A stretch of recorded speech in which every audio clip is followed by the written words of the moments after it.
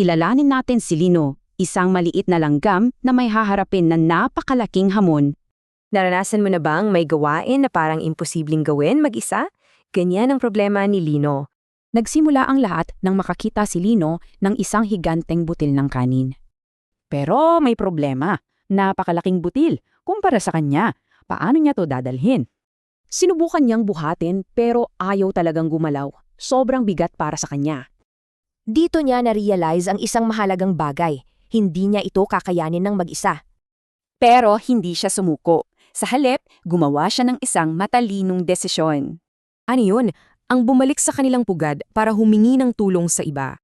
At syempre, dumating ang tulong. Kasama na niya mayon ang mga kaibigang sina Lito at Lara. Simple lang ang plano nila.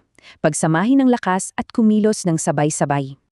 Sa bilang na 3, sabay-sabay nilang binuhat ang butil. Ayan na. At tingnan nyo, yung dating imposible, naging magaan na dahil sa pagtutulungan. Pagbalik sa pugad, may naintindihan na si Lino na isang napakalahalagang aral. Ang aral na yon ay ang pagtutulungan, ang pagkaisa para sa iisang layunin. Naunawaan niya na ang mabigat na trabaho ay talagang gumagaan kapag ito'y pinaghahatian. Ang tagumpay nila ay hindi lang para sa ngayon, paghandaan rin ito para sa kinabukasan. Dahil sa pagkakaisa, may sapat na silang pagkain para sa paparating na tag-ulan. So anong mga aral dito?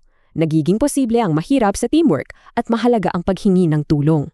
Kaya isipin natin, anong mga hamon kaya ang kaya nating lampasan kung tayo'y magtutulungan?